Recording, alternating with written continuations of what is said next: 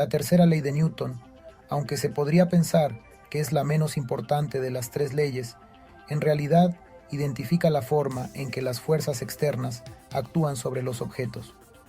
De acuerdo a esta ley, se establece que la interacción entre dos cuerpos genera una fuerza de acción y reacción.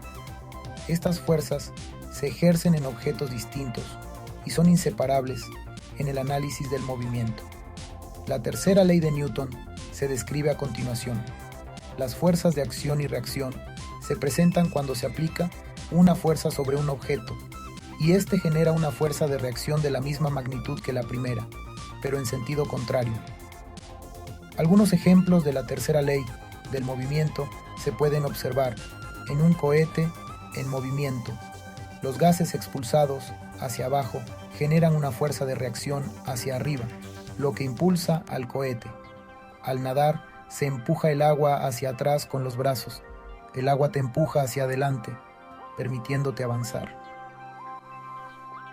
Las fuerzas que generan resistencia al paso de un objeto en contacto con una superficie o a través de un medio con cierta viscosidad se conocen como fuerzas de fricción.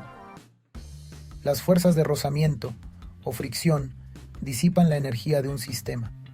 Sin embargo, son fundamentales para efectos prácticos en nuestra vida cotidiana. Imagina, por ejemplo, intentar caminar sobre una superficie sin rozamiento.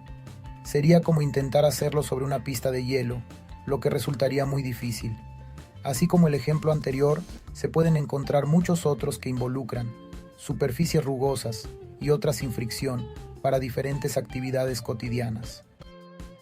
Para determinar la magnitud de las fuerzas de fricción, se utiliza la ecuación que relaciona el coeficiente de rozamiento de la superficie y la fuerza de reacción llamada normal. La fuerza normal es perpendicular a la superficie de contacto y es una consecuencia de colocar un objeto sobre una superficie. El coeficiente de rozamiento mide la rugosidad de la superficie sobre la que se coloca un objeto. Es adimensional y varía entre 0 y 1.